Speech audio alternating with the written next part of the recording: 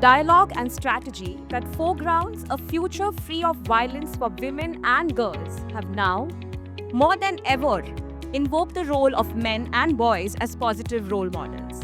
And that is why an intersectional lens that calls for a contextual and inclusive approach is a step in that direction. This session, Navigating Identity and Relationships, Exploring Transformative Masculinity from a Feminist Lens, delves into this context further. I think today has been a very interesting day because there's been a lot of thoughts, and one of the conversations that kept coming up is engaging men and boys. It was a theme that people kept picking up, so I think we are very lucky we are having that conversation here. Um, I think many feminist organizations present here in the room and beyond have already started engaging with men and boys. The forms of engagement or the kind of work we are doing might vary, but I think we are all realizing the importance of it. Swayam started working with men and boys about exactly 10 years ago. And as a feminist women's rights organization, we only started working with men and boys in our communities where we were already working with women because we felt we needed to complement, support the work in the community. But the work evolved with time. We started working with men thinking we wanted them to be allies and supporters to end violence. But in a few years, we realized what we were talking about in the morning, how patriarchy impacts them as well, how they are also caught in this cycle. So, if we work with them directly on breaking gender stereotypes in their own lives, automatically uh, they would be more sensitive, more empathetic, and violence would reduce. So, ultimately, we are looking at ending violence and reducing violence, but we are looking at them no longer as allies, but direct beneficiaries that we are working with. There is also a lot of intersectional angle. There is a mental health angle. So these are things we've discovered over time, and I think it's a learning process.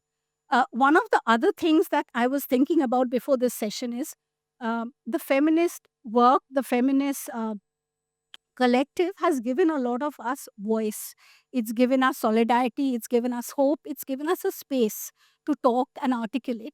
I think we need to create similar spaces for men where they can speak up, speak out again within the feminist lens so that there is a space for dialogue and discussion.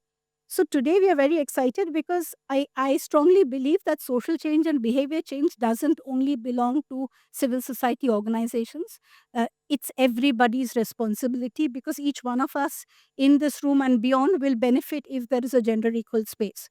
So today's session is curated with non-NGO, non-civil society panelists. So it's kind of a strategic take on looking at different people who, through their walks of life, have been trying to do similar work within the feminist space. We are constantly talking about the backlash and increase in violence.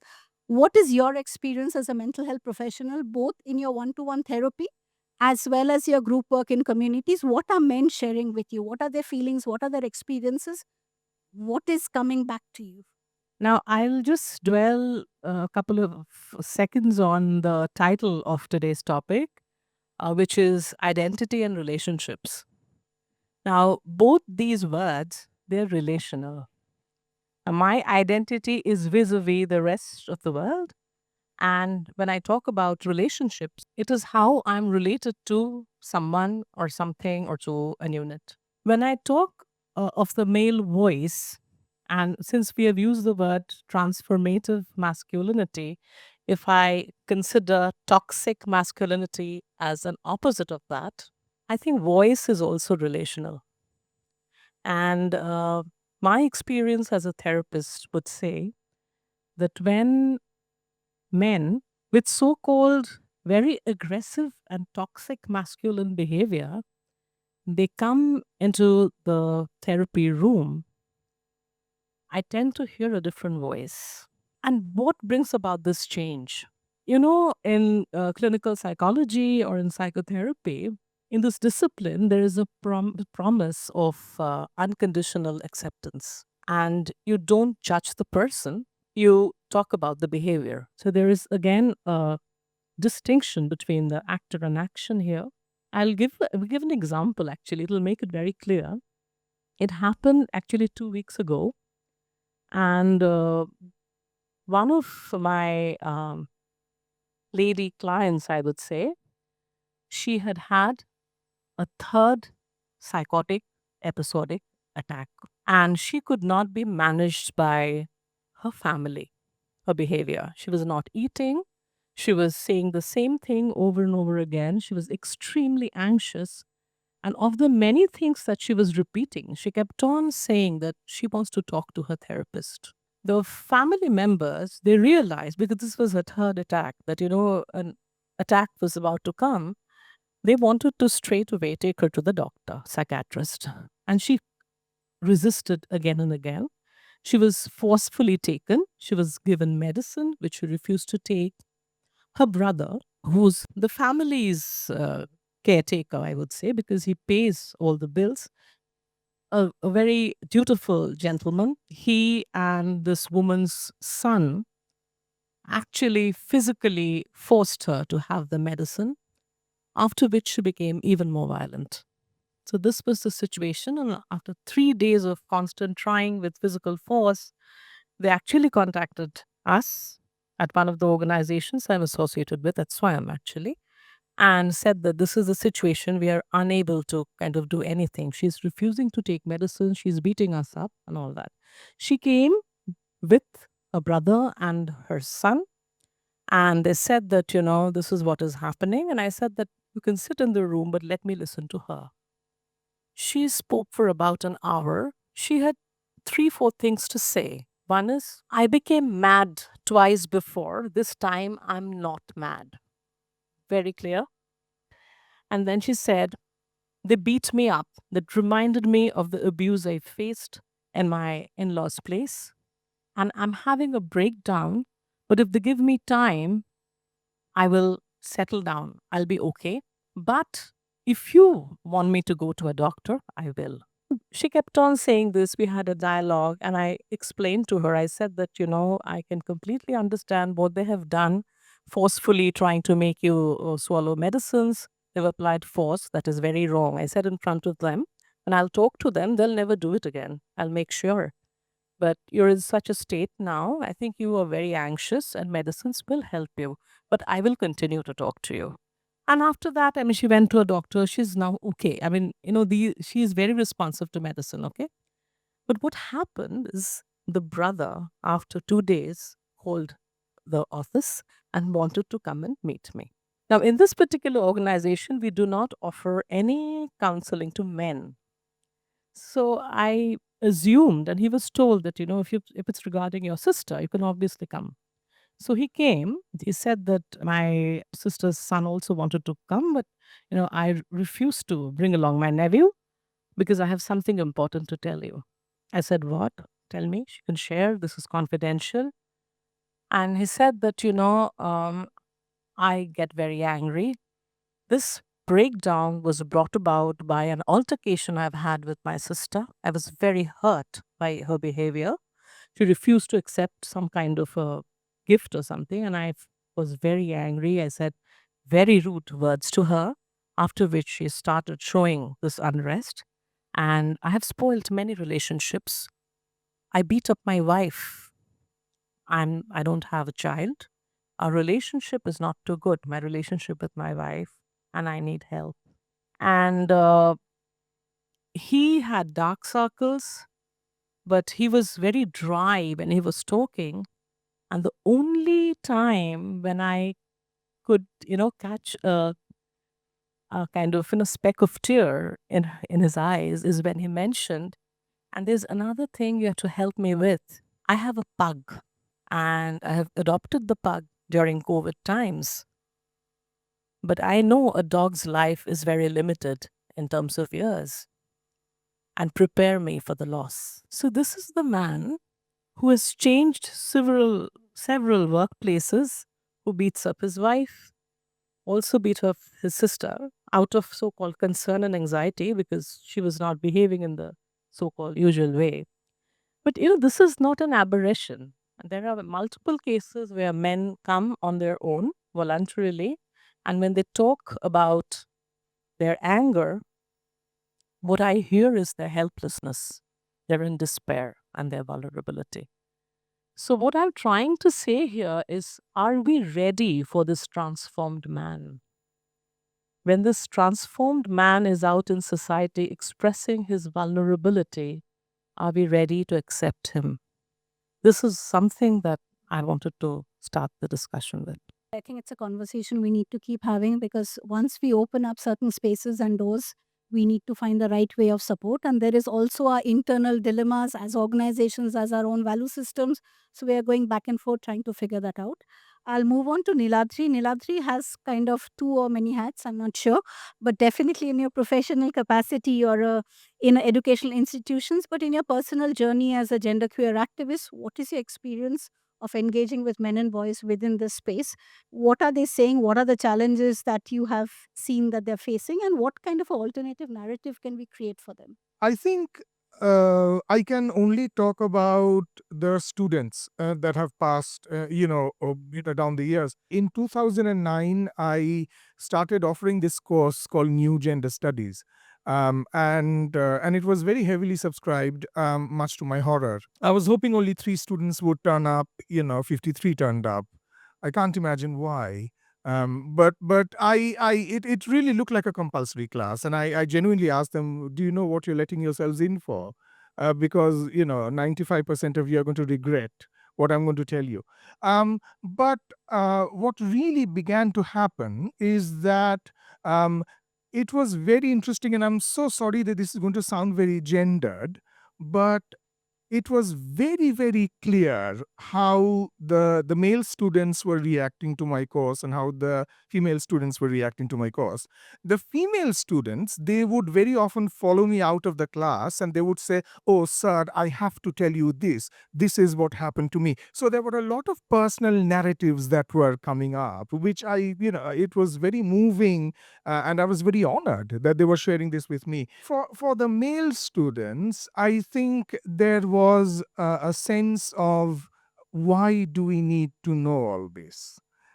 So there was a kind of a backlash. I mean, it wasn't very articulate, but it was there in the sense that, oh, but how is this going to help us? What is the point of knowing all of this?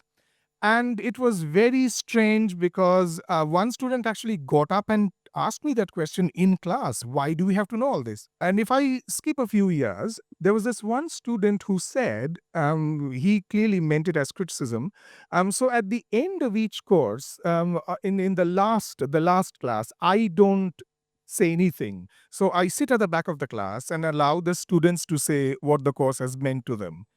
And it is always a very emotionally draining experience for me, because very often students are broken down because they find that the class has suddenly become a safe space, so they start to break down. And this is what is really, really wonderful, is that a lot of male, not a lot of male students, but a few male students, they have broken down as well. One student, for example, said that, I can't watch my mother suffer so much. I have suggested to my mother that, why don't you and we run away, because I can't take the way in which my mother is treated by my father. So that has happened. So there was one student who didn't cry, who didn't do anything. He was sitting at the back of the class. And later on, when we got to have a one-on-one conversation, he said, "Oh, by the way, I am a hopeless crier. I cry at absolutely everything." So you can imagine that when a student cries, I cry. When a student, and this is something which this particular student clearly had a problem with. And he said, "Sir, I have to tell you this. Um, why do you cry so much? You're a man." So I could be clever and I could say, I cry because I'm a man. But then I didn't go that way. I said that, look, has it ever occurred to you to be vulnerable is actually an act of courage? Has that ever occurred to you? And it didn't mean anything to them. How can vulnerability be an act of courage? So then I said, let's talk about love. You see, I could either be strong, and I could protect myself from love. I'm going to shut myself up from love, and I'm never going to fall in love with anybody. I'm never going to look at anybody. I could either do that, or I could say, yes, I will risk falling in love. I will fall in love. I will get hurt, but I will continue to fall in love. Who do you think is stronger? And he thought about it for a long time and he said, probably the person who is risking over and over again falling in love. And I said, That's me. So I basically said, look, every time I cry with you all, do you realize that I'm, in a sense, falling in love with you? Because I'm making myself vulnerable. I shouldn't be making myself vulnerable. My job is to talk about Judith Butler. My job is to talk about Michel Foucault, which I do amazingly well. But that's not, Judith Butler and Michel Foucault, they are the theory, but I also want to relate to the practice. So that is what I felt was so wonderful, is that gradually there have been, male students who have said, "Oh, sir, please tell us when the Pride Walk is happening because I'd like to take part." And I said, "You can definitely take part as long as you're wearing a sari," which they are terribly scared of. And I said, "No, I'm joking. I'll wear the sari," which freaks them out even more. But seriously, so I think there have been a lot of male students who have said, attending your courses have changed, for example, our attitude towards trans persons. And we used to think that the trans persons were from a different planet. And now I know that they're not. So I'm finally going to end this particular answer by saying that this is one of my favorite stories. One particular male student came up and he said that, I used to be terrified of trans persons. I used to run away every time I saw, for example, a member of the Hijra community. And after I attended your classes, I was one day standing on the platform waiting for a train. And there was a person from the Hijra community who was standing beside me, and I did something that I've never done in my life. So I said, "What did you do?" I was terrified. And he said, I walked up to the person and I said, "When is the next train to Shialda?" And that one question was such an important step for him to take. And if this is the kind of transformation that we're looking at, I'm all for it. Namita, linking to this, because you've been actively reporting on gender issues since 2012, December specifically, what is the shift you've noticed around violence against women and girls, as well as the role of men and boys, both as perpetrators, as allies, as change makers? What is the different shift? Because the world has changed and everything's changed around us. I'd been a journalist. I said, this is professional. I'm not an activist. I'm a journalist. My job is to report. And then this happened. And of course, everybody you had to throw your hat into the fray. You had to pick a side. To not do so would have been extremely immoral. What has changed? A lot. Both, both answers. It's one of those trick questions that teachers like to put, which is correct and both are right. So it's that kind of question. So a lot has changed and nothing has changed. I won't say nothing, but a lot has remained the same. That's a more accurate. A lot has changed. I think women and young girls, particularly, I have a lot of hope from young girls. Young girls are not prepared to put up with the bullshit that we were. They have the language that we did not even have. There was no Posh Act. So we had a sisterhood network where we said, everybody knew that this editor is a creep. I can tell you later, but he's very fond of doing defamation suits. So, so I shall not name the legendary editor, but everybody knew. And so that people wouldn't go to his room at night, or if he called somebody in, her friend would go in after 5 minutes to get her out and say, your page is waiting, or there'd be some excuse. And we said he's a creep because we did not know that this is called sexual harassment in the workplace, which was then subsequently made illegal by law. So I think this generation of women, we were fighting for toilets, right? We were fighting for the right to work because we knew that, if you went back home and told them what was happening in the office, your parents would say, I told you to get married. इतना अच्छा doctor लड़का मैंने ढूंढा, तुम उसके साथ क्यों नहीं किया शादी? You come back and get married. So, who wanted to do that? We had just managed to escape. So I think this generation has the power, has the language, and does not have the patience to put up with it. We were brought up, somebody said during the previous session, we were brought up to be good girls. This generation is not brought up to be good girls. This generation is very proud of being bad girls. Not just good enough girls, but bad girls. They're my role models. I love them, I tell you. If I had to live again, I would do that. So some things have not changed. So, one thing that what we've been doing, we've been running in cycles, So every time there is a heinous crime, and by heinous crime, I'm not talking of the Dalit girl who's being raped in Kanpur Dehat, or the one who's in the slum. Forget about why do we want to go to Kanpur Dehat. We don't know her. We don't care. She does not attract media attention. So, but when it is a doctor at an RG car, when it is, I hate to use the word Nirbhaya because she was not Nirbhaya. She was an ordinary girl who went to see a movie and wanted to come back. This is the kind of rubbish martyrdom that society bestowed on her. That is also patriarchal. So when we call her Nirbhaya, we are falling into that trap. So when we're talking about what has changed and what has not, so I think girls today are more willing to speak up. They are less tolerant, they are more aware of their rights. The system, unfortunately, does not always support them. The legal system, in fact, as you know, I'm doing a story on 20 years of the Domestic Violence Act. It's 20 years. That was at the Domestic Violence Act came off the whole dowry movement. And, the kitchen accidents, the so-called kitchen accidents in which young women were dying mysteriously because the stove burst. So then you had the Domestic Violence Act. And now 20 years later, we are still, it's kind of, the more running in place. So things change and things don't change. So, you go to court and the guy is supposed to he's saying, but he used to drive a Mercedes. Now he says, I have no money for maintenance. I sat in court last week. It has eroded my faith in humanity. I'm glad to be here today because, you just see such a sordid side, men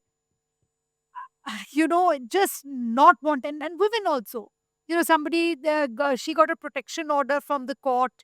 The court said CCTV lagega. He said, "ठीक है, आ जाओ." She went with police escorts to install the CCTV. He said, but the court has not said Wi-Fi. I'll not give you Wi-Fi.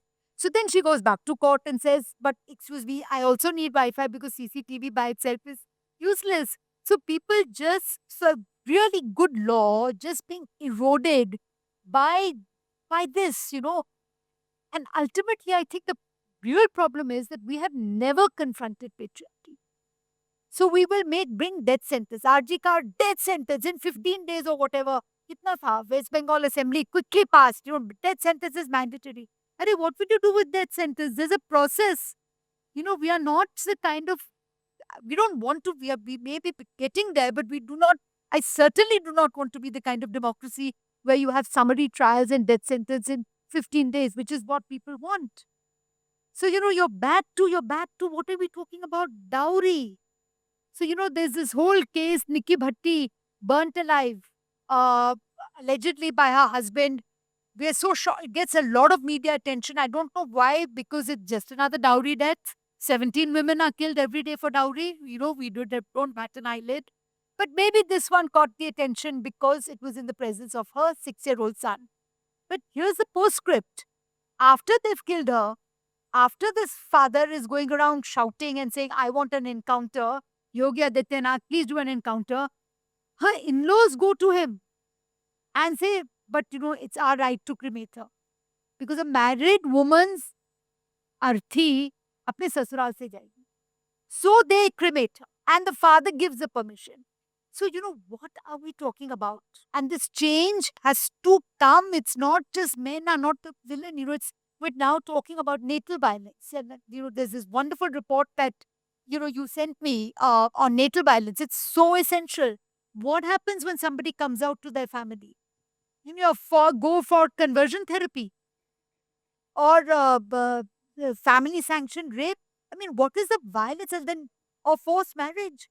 This is the kind of violence, and we don't understand this as violence. We are judges only look for brutalized bodies. We don't look at, and there's this famous date statistic which has become a cliche because we've said it so often. 1 in 3 women somewhere in the world is being subjected to violence. And sometimes when I'm in a room, I mean, 1 in 3, okay, oh my God, that's a lot, If 1 in 3 women are subjected to violence, then 1 in 3 men are committing that violence. So what happens to the boy who watches his father beat his mother? Alright, chalo, he's a good guy. He doesn't beat his mother. He only speaks rudely to her. He flings the thali at her. He's disrespectful. So This conversation with men and boys is essential. It is an essential part because again we are only looking at piecemeal. यहाँ पे थोड़ा tweak कर लो, section 498 ले आओ, then judges are saying, oh, 498 is misused, and we're just going round in circles. We have to confront the other thing, and that is state violence, what we are seeing. When 8 states in India pass laws, so called anti conversion laws, which in a sense prohibit interfaith marriage. That is violence by the state. When the Allahabad High Court tells a Hindu Muslim couple, I will not give you protection, apni maa baap ko bulao, that is violence. They're running for their lives because their parents are threatening to kill them. I'm not even going to talk about these so called honor killings because they've been there for so long. I'm just talking about the newer forms of violence. So when you talk about digital violence and natal violence, we have to also talk about state sponsored violence because this is violence. Sorry. So much. No, not at all, Namika. Thank you so much for that. I think moving on to Shujoy, totally different take because we are talking about violence, we are talking about increase in violence. My question to Shujoy is recently there's been this study called the Indian Masculinity Maze, which was done by UN Women and Kantar. And it talks about how the macho man stereotype is failing men and how advertisement is getting it all wrong. So, you coming from the advertisement background, the question to you is do consumers and advertisements actually look at the need of the community that they're designing for, and what is the role in perpetuating violence, and do you think they're getting it all wrong? If you look at the entire ethos that we've built over the years, Amrita, to be very honest, we've built the visual of toxic masculinity over and over and over again, not just in advertising, in film, cinema, even the films that have been released up until last year, something like an animal. Okay, what nonsense was that? I'm just saying that advertising, of course, is playing a part in trying to build a consciousness around masculinity, topic of masculinity. For example, there are beautiful examples of not just Ogilvy work, but work that other agencies have done. If you've seen the campaign called Share the Load by Ariel, if you just look it up if you haven't seen it. It's a beautiful piece which knocks at your consciousness saying that, is this what a woman is supposed to do? And who said that a man can't do it? In bits and parts, we've been making an effort to try and have a conversation, meaningful conversation with men, shifting the angle that there is nothing that is especially, bifurcated as gender, but it's going to take a long time for us to, circumvent and come to the topic of equality, or just cutting that out completely, saying that you guys are equal. Because the world that we live in, the laws that you were talking about, the environment that we live in, the stuff that you're getting impacted with, whichever state you are in, the kind of political environment that you kind of face, everything is reinforcing masculinity in a wrong way. Now, we've been working together on Swayam some campaigns where we've tried to shift the lens. And I'll give you a small example of what we tried to do. If you see two men looking at a girl sitting at a chai ki tapri and talking, you assume automatically that they're saying something nasty about the girl. That was our ad. If you see two men in a canteen looking at a girl and, having a conversation, you assume that these men are talking. Maybe they're not. And our question here that we tried to raise was, are we also thinking about, as society, are we thinking about men in the wrong way? Because men are equally wrong sometimes. Like Niyadida said that, coming out and asking a question, being in touch with your feminine side. I am, because I was brought up by 7 women, 6 species like aunts and my mom and my grandmother. So I know how to pick a sari. I am in touch with my feminine side. I'm very proud of it. But when I have conversations with friends who have studied in the same class, have been brought up in the same environment, their point of view and their perspective is a little different. You know how they tackle, and very stupid example it might sound like, you order, you would understand how much each of us will eat. If I'm having a boys' night out, why me? You can also understand it, right? Because they think that I am that person who's capable of understanding while they have a drink and make a drink. For men, it's very difficult because you're continuously bombarded in an environment like this. But my question also is to women who tend to view men in a particular way. So advertising alone cannot do the job.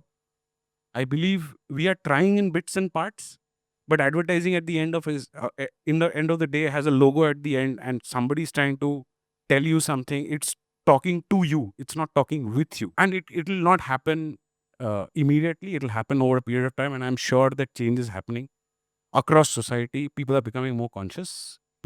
Men are becoming more conscious. But as a country, are we ready right now? I don't think so, and I don't think advertising is the only medium that can do it. It has to happen everywhere, in every facet of life. Yeah. So that's where it's at. While advertising can try its best, sometimes you have clients at the other end who are saying that, I want to show Salman Khan like this because that's how he is.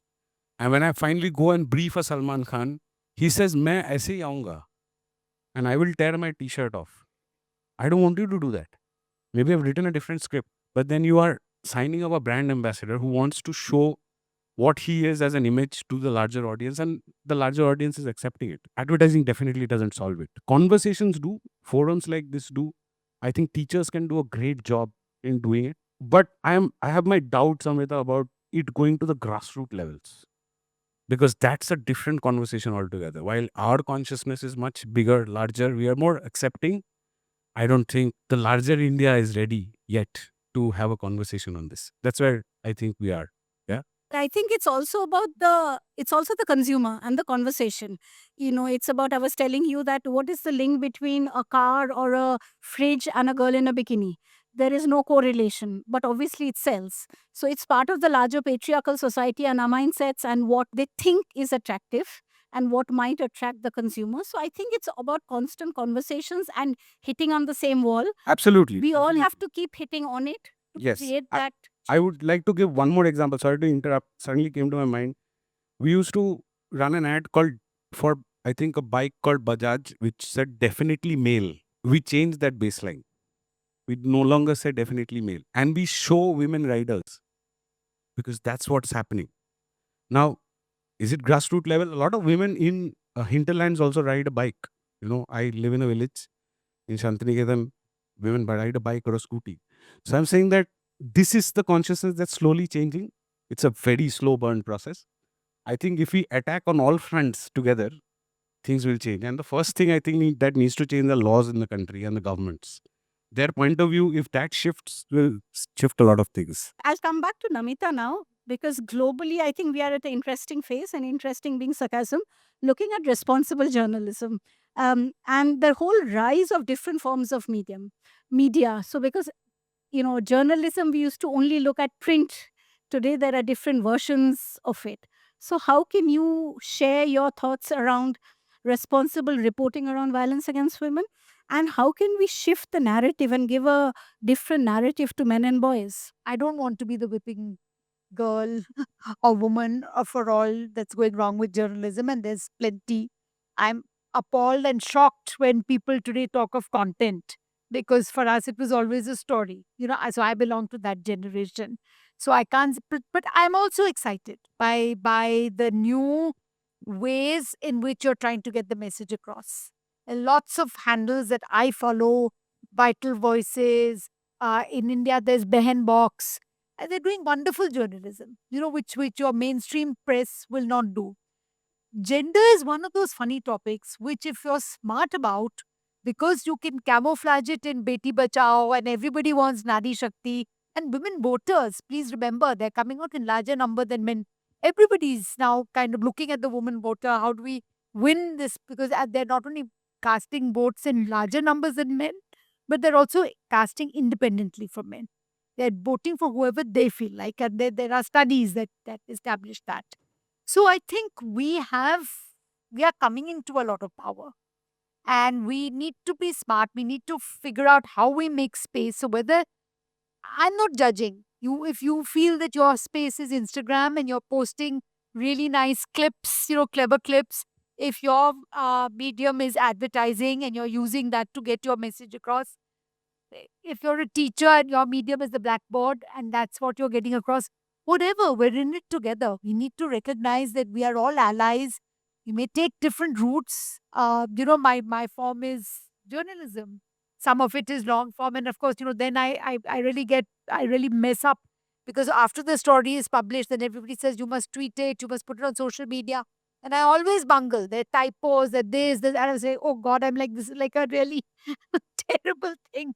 I can't do the social media pushing for it, but I'm trying. So I don't know if that answers your question. I just feel that we have the tools. About laws not changing, I want to just disagree respectfully with my two male panelists.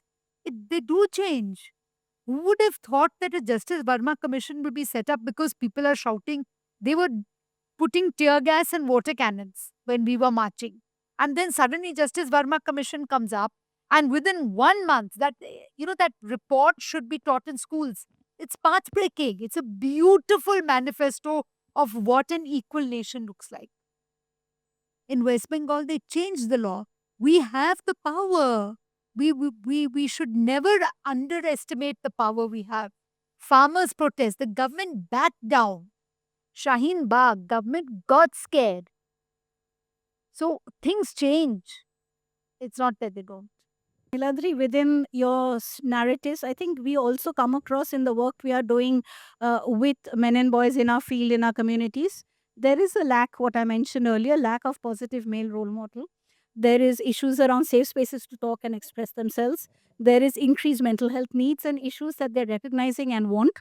There is dating violence or violence within that age group, insecurities and anxieties about the future. So these are some of the challenges men and boys today are facing, where women are more articulate, have enough support. Not enough is a wrong word, have some level of support and are able to speak up. How important is the role of educational institutions to address these concerns and not just focus on academic excellence? So, what is your take on that? And the role of educational institutions in creating social change and creating a different narrative for men and boys specifically? There is this horrendous stereotype about men, something that I don't know whether it's still valid or not, the strong and silent type. So therefore, I'm strong, so I can beat you to a pulp, but I won't say a word. Lovely.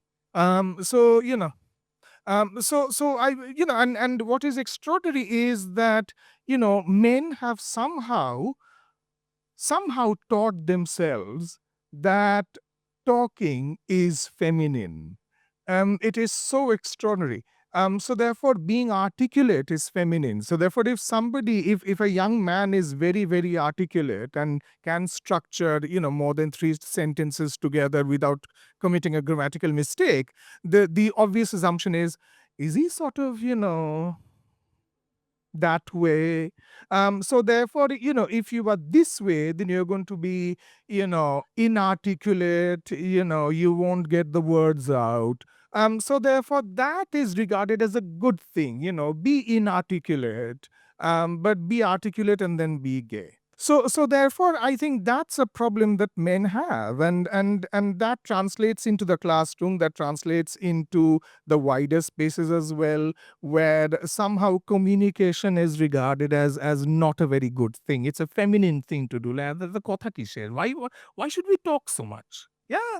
And of course, this is where patriarchy plays a wonderful role, because in Bengali we have this saying, kotha kom kaj beshi. So therefore, there's this astonishing binarization of kotha against kaj. So therefore, men don't talk, men do. And women only talk, yes. So therefore, that kind of a peculiar gendering of speech and action is something that feminist, post-structuralist feminists have tried so hard to get around, but it's still not working.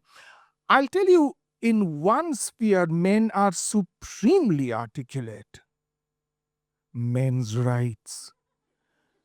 I love it. Men's rights. Sir, don't you think men are oppressed? Sure. Men are oppressed in the same way that, when you're taking a dip in the Ganga, there isn't enough water. Um, of course, very, very oppressed. Men's rights. And many times when people have started to talk about men's rights, I says, you're not naming your movement properly, Learn it from an articulate queer person. You are not naming it properly. What you should be calling is men stuck in messy divorces rights, because that's what it is, because all of men's rights conversation is about who gets to keep the child. So therefore, please, because do men's rights concern themselves with gay rights? I don't think so. Do men's rights concern themselves with disabled men's rights? I don't think so. So therefore, it's extremely heterosexual, marital, discord rights. And I love it. I love it when men constantly come up and tell me, oh, all the marriage related laws, they are so much in favor of women. And I say, absolutely right. Don't marry them. Try men. They think I'm joking. So therefore, it's preposterous. So on the one hand, men are going to say, oh, all the marital laws are terrible. I'm getting married next week. I'm like, okay, you're walking it into it, yeah, don't blame me. So therefore, there is a peculiar kind of internal contradiction that the men are still not facing up to.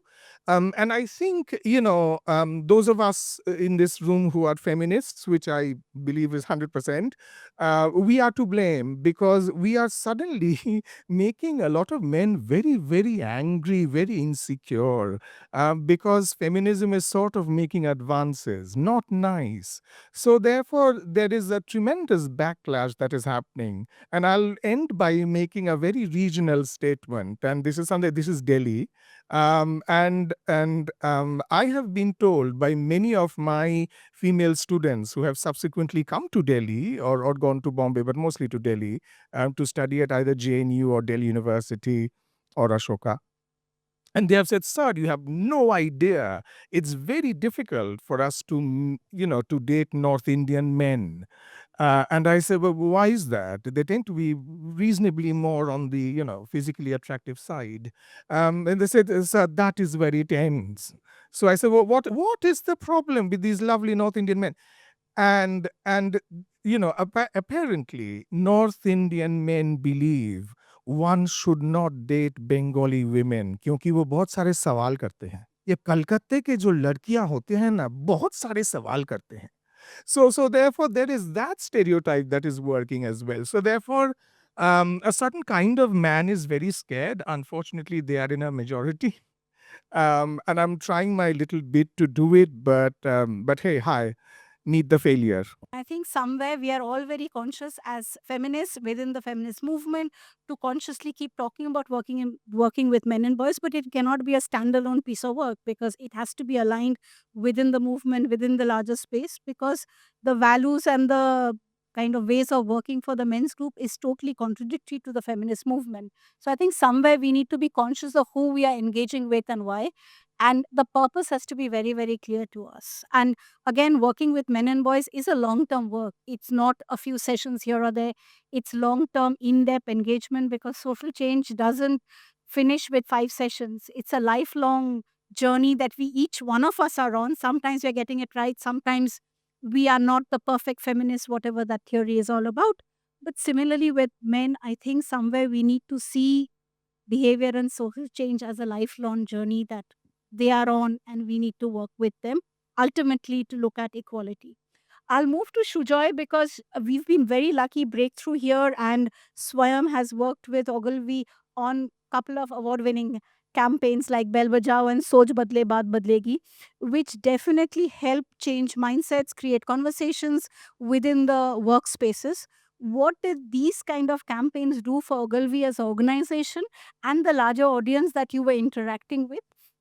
And how can we create responsible content and gender kind of alternative gender narratives? What do we in the social sector, what is the message that we can take back? What is the importance?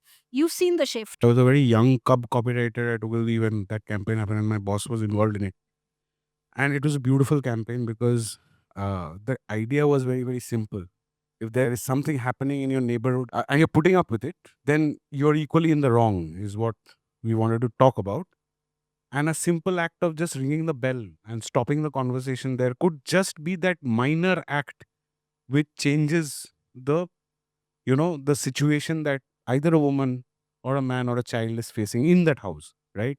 It puts a stop to it. So that was the beauty of the idea. And I think breakthrough, created 2-3 campaigns on that. It was very impactful at that point in time. When Swayam and Ogilvy came together many years later, and the narrative we tried to build is what we're talking about right now, is that change the lens on men, right? Yes, it's not just marital discord, but I think the giant that we are fighting, whether it is communication or in any sphere, is the entire topic of patriarchy.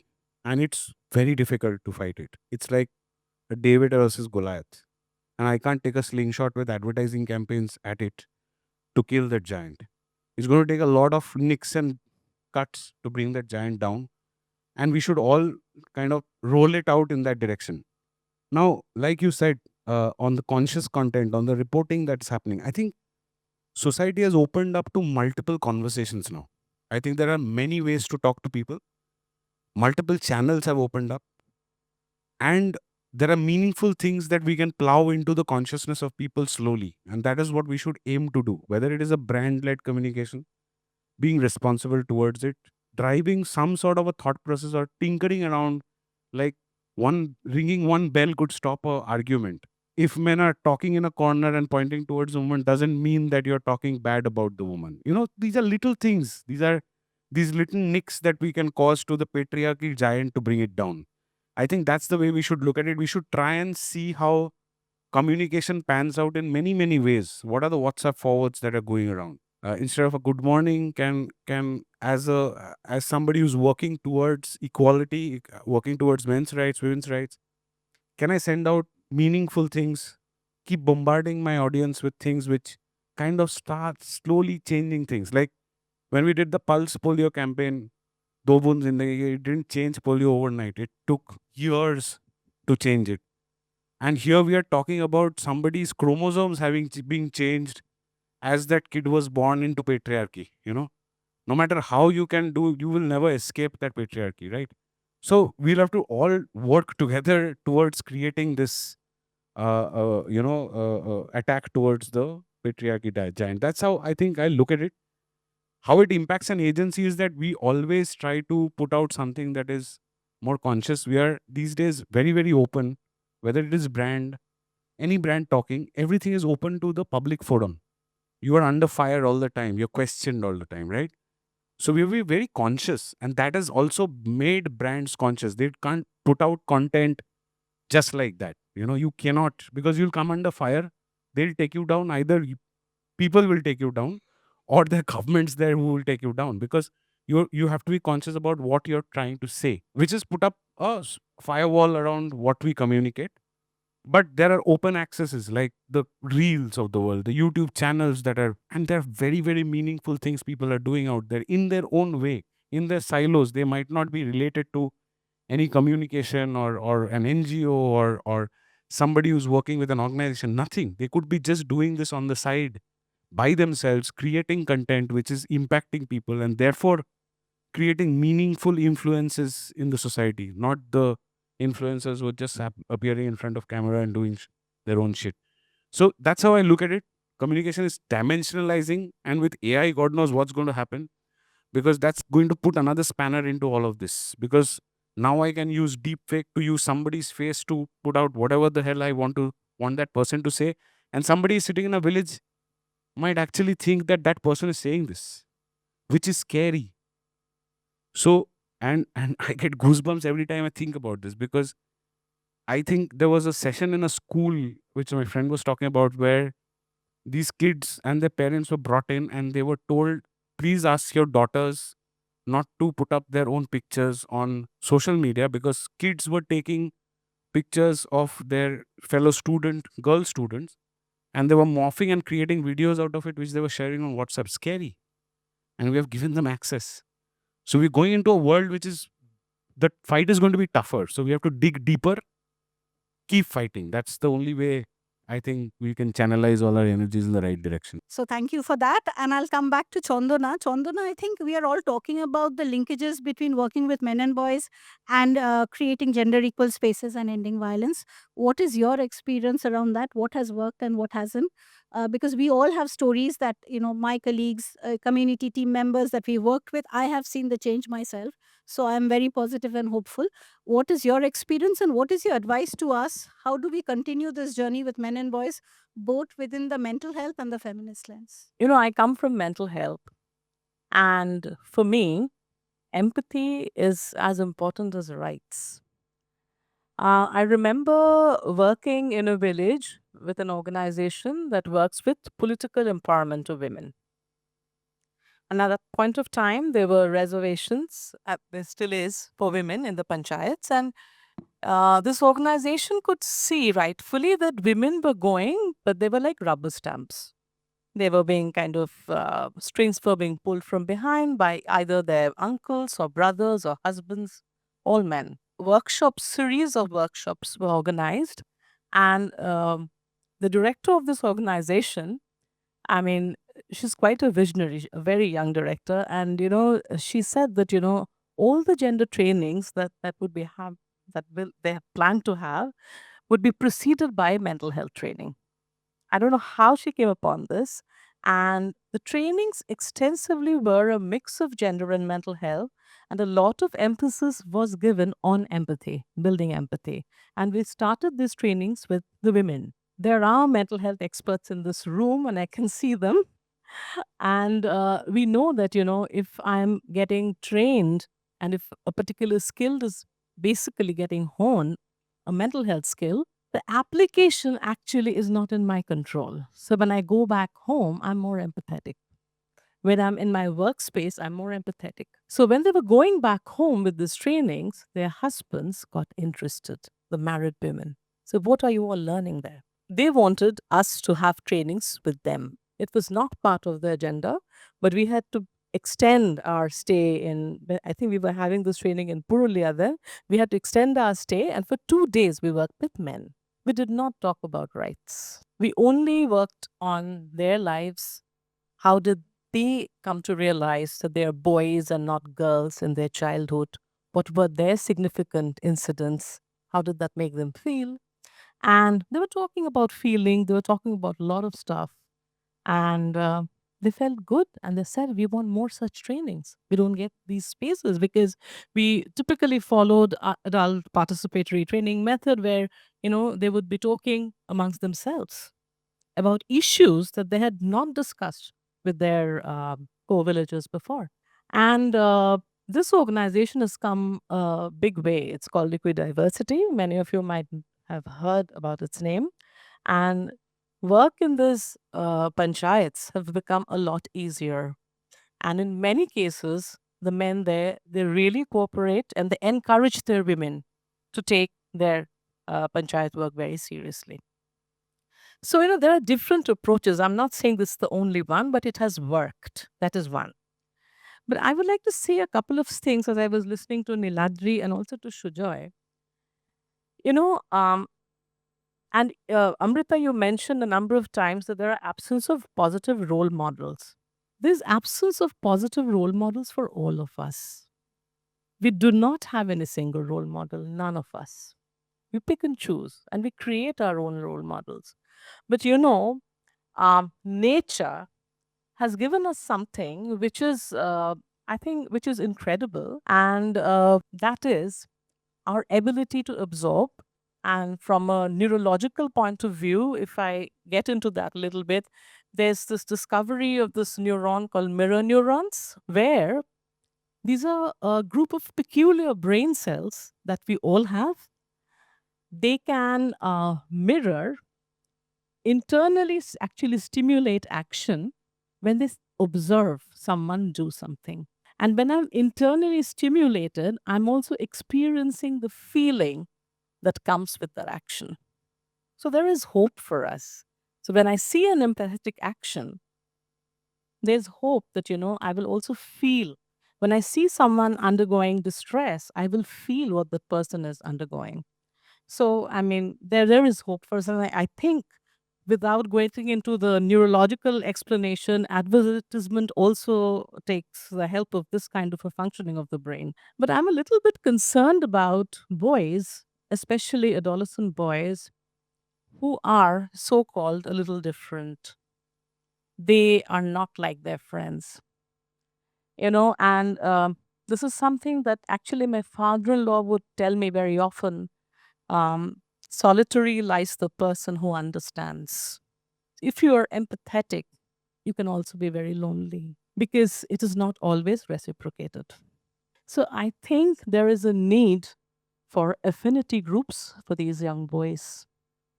And I'm really feeling very hopeful that in your college, you're creating a space like this. I would also like to say that much has been said about pedagogy in the first half of today's session. Actually, understanding emotion is something that should start from elementary school. It is not a very deep intellectual act. You can start by using smileys. This is a smiling emoji, this is a sad emoji, and teaching children to name feelings. At the next level, asking them to talk about how they have felt on a certain day because of certain incident. And then how, when they're experiencing negative feelings, instead of acting out, how they can talk about those feelings. These are simple things, and I think it should be started at the school level, in fact, elementary school level. We are not really talking about boys or girls or men and women for that matter. I'm talking about empathy, and the more empathetic we become, we feel confident to show our own vulnerabilities as well. Because we conquer the fear by understanding what the other person is also going through. And for this, another vital component that is required, and that only our parents and our teachers and our neighbors and us we can provide each other, is actually working on our self esteem. It's a change in attitude that has to come about. And there is no definite prescription as to how it will come about. But I can say something that we don't need theoreticians for this. The Simai tribe in Malaysia, it is a tribal people where there is no exhibition of violence. It's not that they don't get angry, it's not that their children don't fight. But this society, this community of tribal people, they have consciously and deliberately stopped themselves from exhibitionism of violence. And how have they done it? Their child rearing practices, as I was going through them, these are things that actually we discuss, we recommend to parents, but it came from their common sense. And I would end by saying, giving one example, that when two children in the semi community, when they fight, they are taken aside, they're separated, each one is listened to, the village sits together and discuss on how harmony can be restored. They don't talk about who was right and who was wrong. Because when you're angry, it really doesn't matter. You need to be heard. You need to unburden. Once you calm down and you can start thinking, you can start reflecting on what has happened, how you could have behaved differently. At that point, the village elders encourage them to talk on how to restore harmony. I don't know if you've seen this recent article in Denmark that empathy classes have become mandatory for children. And I think those are the kind of alternative dialogues and spaces that we need to create. I just want to thank the panel. I think there's hope. This has been a very, very diverse panel and a very, very thought provoking conversation. So thank you so much. And I think each one of you is creating change in your own space and own way. And ultimately, it's about creating allies and creating dialogues and working together towards a common goal. So thank you so much.